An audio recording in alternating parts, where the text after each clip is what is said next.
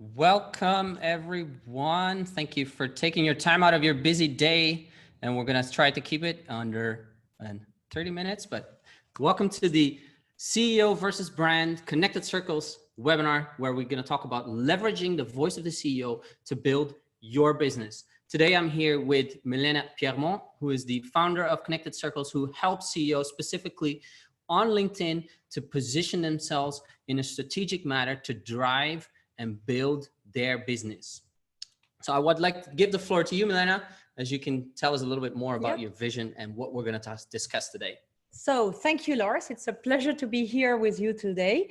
I'd like to open thinking that we are in a tough times and businesses are facing real challenges today. So to stay competitive and to remain relevant, we need to adapt and transform.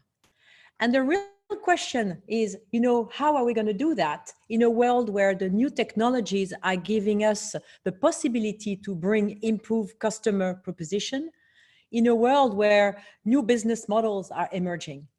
So in this new world, it's important to understand the role that humans are playing. Humans are playing an increasingly important role in what they can do to support this transformation and these challenges ahead of us. That's why today we'd like to talk about how we can embrace the digital world, leveraging the voice of humans, leveraging the voice of employees. It's about today illustrating some case studies about what we have found. So we're doing some research here at Connected Circle and lots of data that we have in our servers to really help us understand what's behind those voices and how can we help get an authentic engagement for our leaders.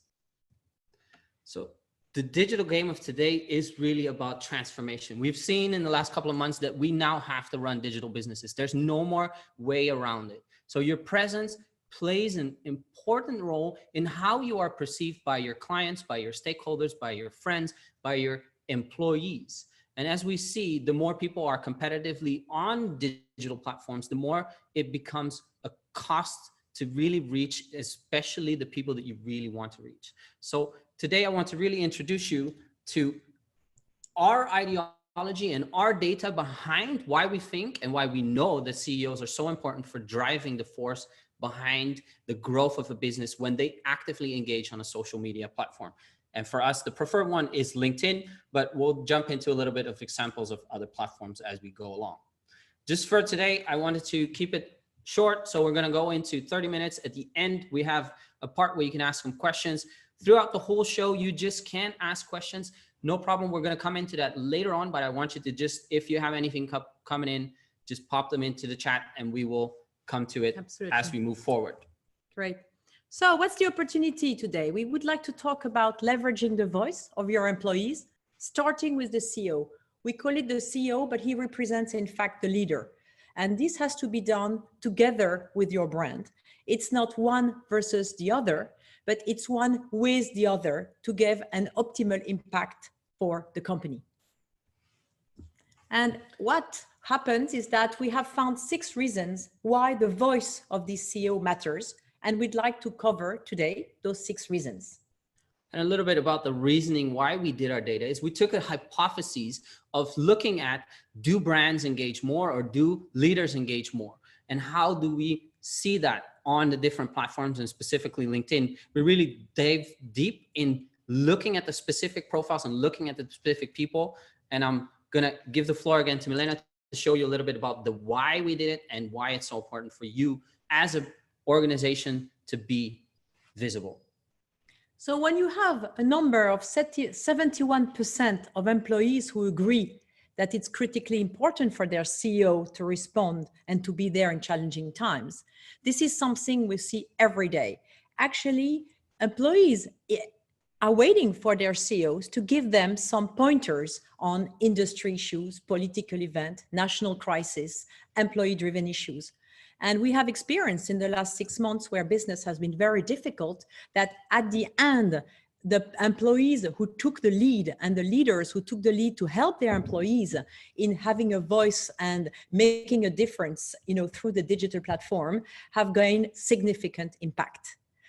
So yes, it's about why you want to be relevant with your in this challenging time, and it's about also agreeing that you are in the open world, and taking it for granted that it's very important to open what you have to say to the world is something that today creates a lot of impact for your company.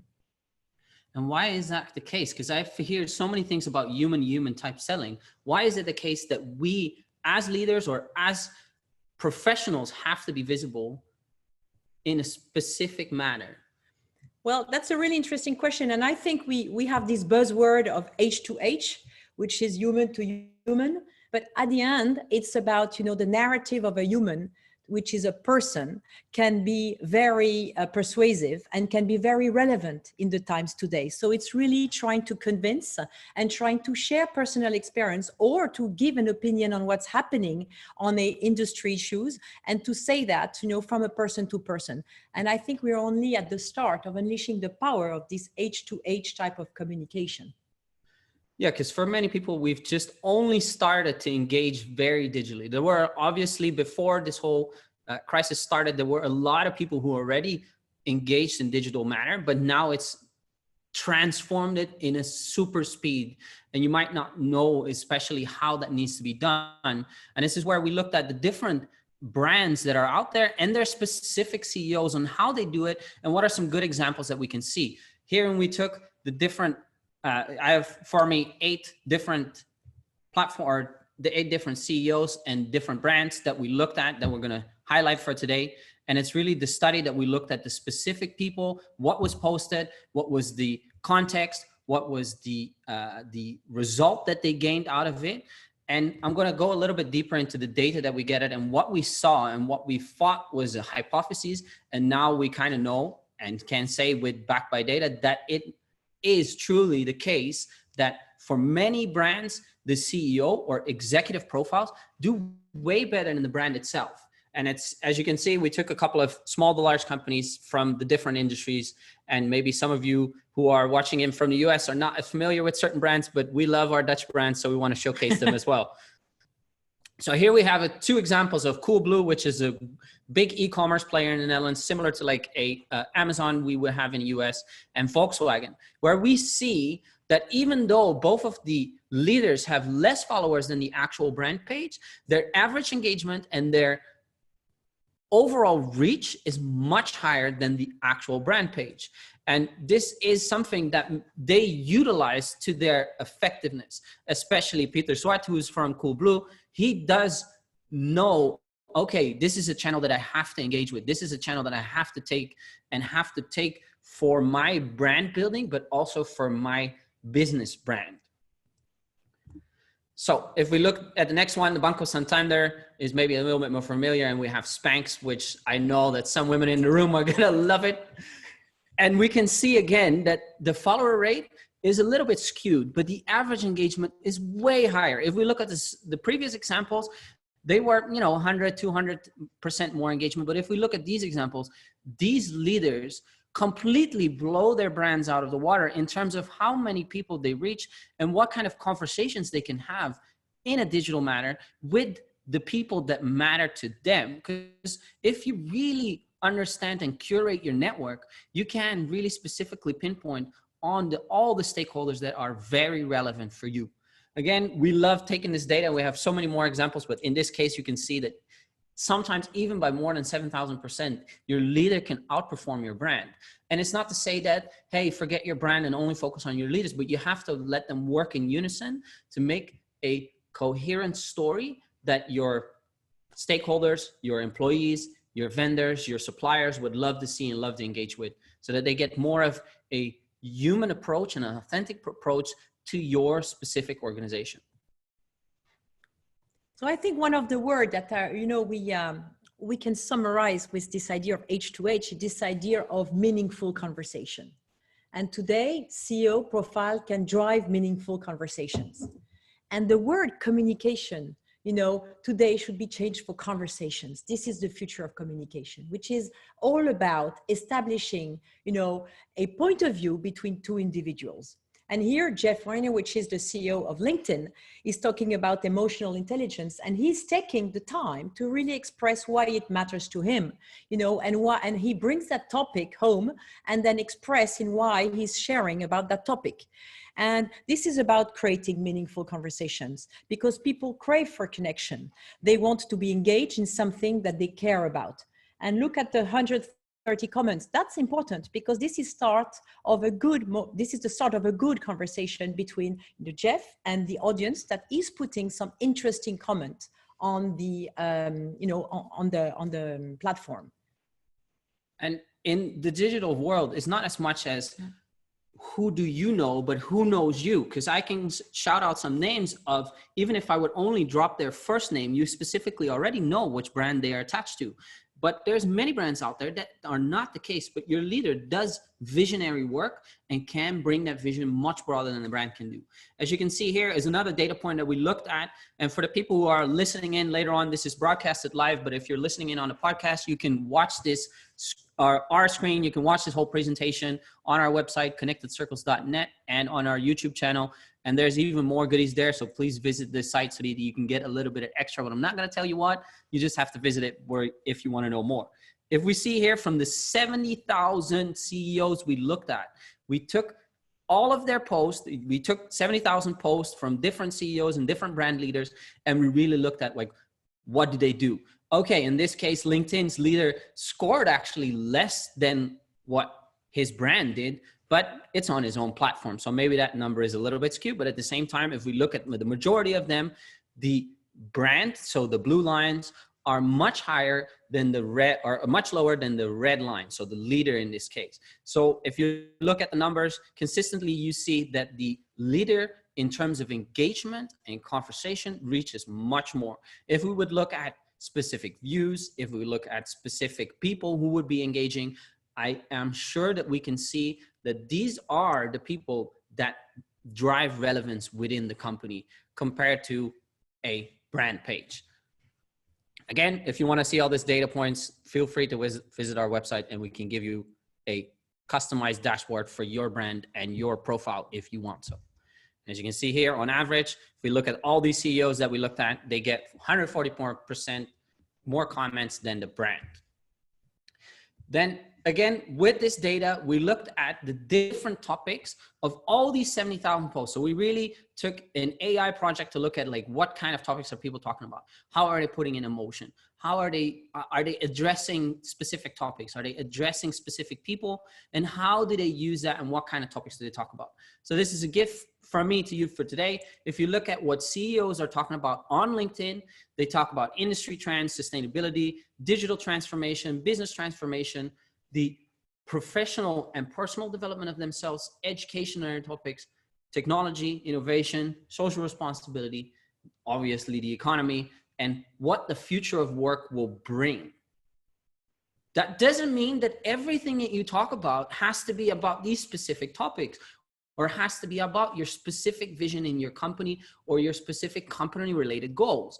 As you can see here, maybe it's a little small for you to read, there is the CEO of the Vodafone Group. He talks about something personal and something that is not directly related to business, but is related to how he wants to see a better world. And people lovingly attach themselves to something that they can be part of, that they can be a tribe member of.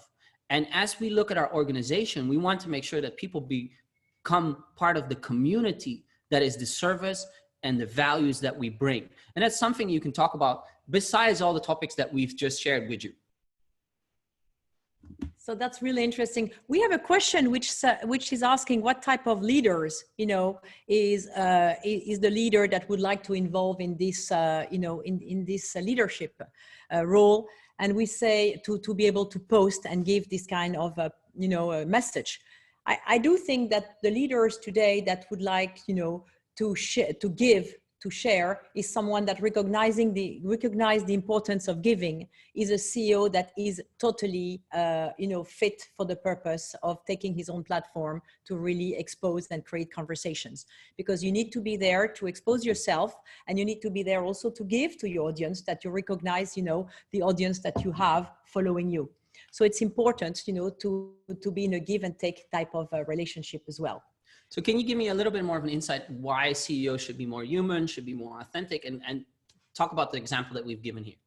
So the example of Sarah Blakely is a founder and CEO of Spanx, but what she does is that she's telling her network that she will be giving $5 million, dollars. So that's really significant. And she explains why it is useful, what it will be, what she will do with that money, and she will also why it matters to her. So she's talking about a very personal topic. She explains why she's giving money, about, foundation and the donation and why it's important to follow her. And this is an interesting, move from her to expose herself. Mm-hmm. And by exposing herself, she creates a conversation about the topic she cares about. And when you see the 2,000 comments which are there, it's again the conversation that she was able to trigger from that post of this donation, because she was so personal, made quite an impact actually on the whole, on her whole business. So mm-hmm. I do think that this is the role of CEOs, is to also understand that you could be a bit more personal, because it matters to your audience to understand who you are. And I absolutely love the word that she ends with is family. I think that many people understand, especially leaders of organizations, that your organization, with all of its stakeholders and everybody who is within your touching base, so people you sell to, people that buy from you, people that come to you for services, they're part of your family. And if we look at the tribe of your family in the community, that's what matters. That's what's drive business. And obviously you want to get them to convert, you want them to engage with you, but the building of that family that is part of your whole network, that is going to matter so much more as we move more and more into digital fashion, where it's so crowded, where people really want to become part of something. And that is something that you can drive as a leader within your team, but also broader than your team alone. So there's a couple of touching points. You want to introduce them? Absolutely. So it's all about personal, authentic, vulnerability, emotional. And I think vulnerability is not about being soft. It's about, if you stand for some values and things have happened in your company, a deal that failed and the partner was not, a credible partner, just talk about it, because the next deal that you will make will be with a partner that recognizes your values. So it's really about, building strength and not being vulnerable for being weak, but admit that things are not all the time perfect.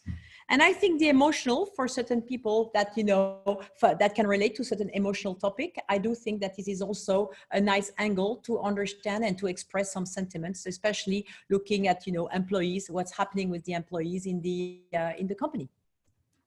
So on to the next point. Sometimes if we look at brands, and again, we're not trying to bash the brand, but we're just showing what we can perceive from what we see and what our data brings us. So many brands are very over polished. Like the communication goes through multiple hands and has to be cleaned up, maybe has to pass a couple of lawyers before it actually goes online.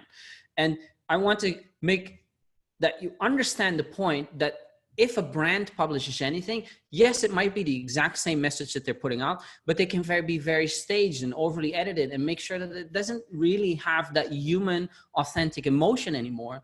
And that's what people want to be part of. That's what people engage with. And as you can see from this example, Philips has 1.7 million followers, but 31 likes. I mean, many people who maybe do not even have a very big brand or personal brand might get more engagement out of this without having that many followers. They tend to use much more a technical language and much more a non-copywritten text that is very much, okay, we have to follow the communication strategies as been given from heads up, instead of really making sure that we connect on a human level. And as what Milena already touched on in the beginning, human selling or human connection is what we crave. That's what our brains are wired for. And that's what we actually look for. And even though that brands maybe have a minimum in this, they still can put that in, but then that's where the beauty comes from, the marriage of the CEO or the leadership profiles and the brand to actually put these two together so that they can emphasize each other's story. And the last one, there's a little bit of a personality that just goes away when it's all about business. And people see this. Yeah, this is all about driving business. They want you to come. They want you to push you somewhere. They want you to go somewhere, take an action. Where if it's a leader or a personal profile, it's really about communication. And that is going to be part of the digital transformation moving forward. And I think you are answering one of the questions we get from from the chat, which is, what happens when the posts are created by company marketeers? And I think company marketeers would tend to develop a more polished post, which is exactly what you just covered. Mm-hmm. And we need to remain authentic for personal posts. And that's why we need to make sure that the people in charge of their platform are standing behind what is being said on their platform and are totally aligned with their own message. So basically that they have the final go and say on what's going on their profile. Personal and authentic. So here we have two samples of the Banco Santander, and Anna Botin, if you remember, she did very well in terms of the benchmark that we gave her. And if you can see here that they do work in synergy. So the team has looked at the personal profile and at the brand profile, where they shared more of like the what, and then they shared through the personal profile, the why. Why would we do this? Why is this so important? Obviously they jump on a topic that is very relevant for 2020, where they talk about the diversity, but that's something, if you have a coherent strategy that matches the brand and your professional profiles, then that can really drive engagement and drive viewership on what you're trying to share. And we have another sample, this time from Delta Airlines, where if you look at the numbers below, I don't want to go deeper into the message, but if you really look at the numbers below, then you can see who did much better. And it's the exact same post that they're sharing. It was a deep dive article, and I don't want to go too much into detail, but you can see here that the words of the CEO matter so much to people who use your service, but also people who might be looking to use your service. And I think Ed Bastian was amazing when the pandemic, started, with Delta Airlines suffering so much, and he took a leadership, post to really express right away to his own employees what he was doing, to really knowing that it's going to be tough and how difficult times will be, and what was behind his mind in terms of reinventing the Delta airline company, and what he was doing and he started to do a speech at CES saying technology matters, we're going to transform, accelerate transformation. So he was putting every stakeholder around Delta airline through his profile to really understand that he was taking it extremely seriously with everything that was possible to do to transform in these difficult times. So I would say a great leadership move there. And then I want to give you, Milena, a little bit of point. Like, this is from the Edelman LinkedIn Thought Leadership Study, where they looked at why does it matter so much, and how does an effective CEO communication work?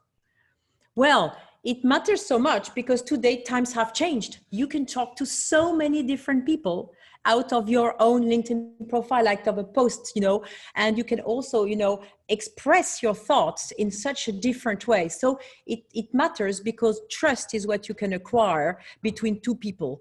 And, I was telling the example of BlaBlaCar quite a lot, a long time ago, who would have thought that you would have trusted someone you don't know to go, to a place, to in a car with someone, with some passengers you don't know. And right now it feels totally normal to, to type on BlaBlaCar to do a co-share for a ride. So what happened is that the world of trust have changed. Mm-hmm. And I think the digital platform have also, so some of them really established that they can be trusted, not all of them actually. And this is why we do spend a lot of time on LinkedIn, because LinkedIn has gained a lot of, reputation in the world of work. This is where the work people that wants to establish contact, that wants to create conversation about the work are being displayed. So, and this in this platform that we can trust people in this platform way better. So it's compelling content that will help also make that trust between individual, be believable. And that's why we believe also that it's important for decision makers to really, engage in that platform. And I think one of the touching points you haven't even touched on is transparency. That's going to be even more important, which we'll maybe dive in a little bit later. But one of the things that once you effectively use your CEO communication strategy, you can really lower the cost of advertising. Because if you look at the earned media value that a personal profile can gain over a brand profile, because many social media platforms currently operate on a form of pay to play type of viewership, which obviously should be something in your marketing mix, but why not take the most strongest organic piece that you have and grow that effectively and strategically with the people that you want to reach. And as you can see here, if you just look at the numbers, you can see, okay, this specific post on the left, so from Cool Blue again, this was an ad. They ran this as an ad. They put money behind it, but I'm pretty sure the effectiveness that they got from just posting on a CEO profile expanded beyond the price that they paid to any other platform that runs ads for them. And as you can see here, we calculated the earned media value of the times, the amount of views that we created, and we estimate that they saved 28,000 euros by having an effective brand strategy for their leaders. Again, for Vas is 75,000, and for Sarah Blakely, she completely blew us out of the water with 130,000. I don't know how to transfer this to dollars, but I can assume this is something that you can now take out of your budget and now work.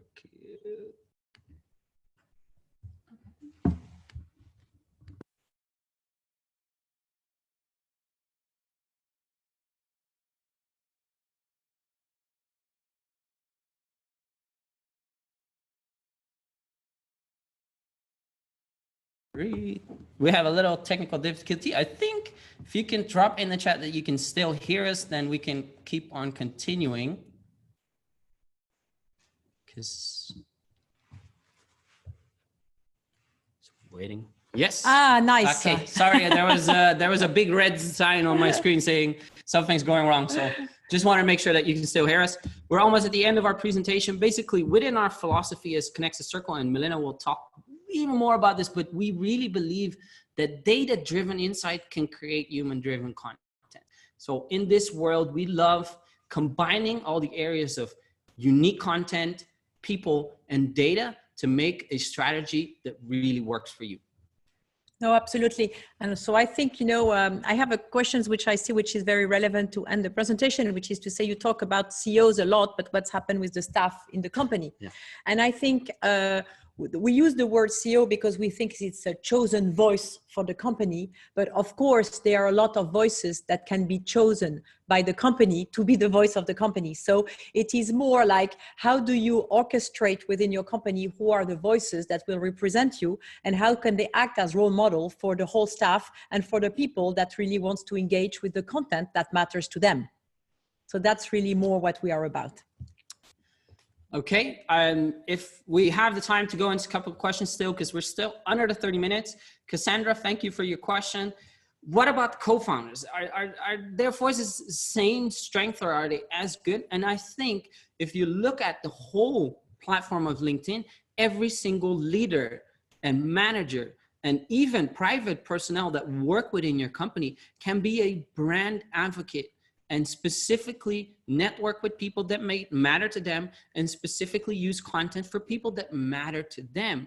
And every level of your employee and your leaders and your C-suite, they can be active, and they can all drive their own personal strategy, their own personal goals. And so if you have an effective strategy for your whole team, the manager level, the C-suite level, you can pinpoint them on specific goals that they can achieve. So they don't have to specifically talk about all the same things. They talk about the same values. They bring the same organization forward, but most importantly, they drive from different angles the same conversation. And I would love to give you an example of one of our clients who actually had a content post went out, and people started to engage with this content post, but they were very heavy on trying to convert this person to become a client. Now, this person engaged with another post from another employee who was active, and all of a sudden got interested. It was a same topic, different post, but now it's like, oh, wow, this looks so much like what we want to have. So they used the combination of brand and multiple leaders to convert into an actual meeting. And I have to say that The co-founders can really talk and the founders can really talk about the why, because they are going to leave a story and a trace behind. So it's also the legacy of the idea, human, a political animal, and the founders, they have a lot of sweat. They went through that, they created the company, and the story of the company is really interesting. And I think, to your point, the voices of the CEO can take the same message about the company but from a different angle. So I would say everyone has a person at the start, and to remain authentic, you have to remain to who you are and what's your relationship with the company as well. So I do think that, it's all about, reflecting on who you are, understanding what type of profile you want, but it's not about, whether you want to do it. It's about, doing it the right way for you. And Robert has a good question. Does this also apply for content like blogs, or only for content that is broader, industry, wider topics, or company updates? What's your vision on this, Milan? What's your take? For me, human to human, it's about all type of content. So you need to be, broader. What you're saying, you have to say it thinking that you're going to be, creating a conversation. So take the platform that matters to create the relevant conversation, because conversations are a force for good. And if you take those topics that have been, shown in the examples earlier on, you will see that when it is about doing something which is, linked to something that is good, you will create a lot of conversation. And then I think you will also go further with the way you're thinking about the topic. So get input from your communities, get your audience to help you, grow. So I think at the end, it's a way higher objective, which is really to put this conversation and messages to help every individual develop. And thank you for the attendees who's still here, because we're a little bit running over time, but we'd love to answer all your questions. Again, on Robert as well, I think if we look at clients that we manage and that we help grow, it is really about the different content split where you make a beautiful marriage between personal topics, professional topics, and industry-wide topics. And you can make a mix that matches with your personality and your authentic way of how you are as a person, because that's where people will engage with and that's where people will connect with. So, obviously maybe you don't want to post a couple of cat videos, but you can talk about anything that is within your heart and the brand and your vision.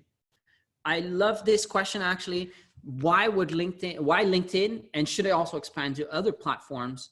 Because there's obviously so many places that you can now put your content on, and so many places that you might want to have a followership. And from our standpoint, LinkedIn has the highest trust value.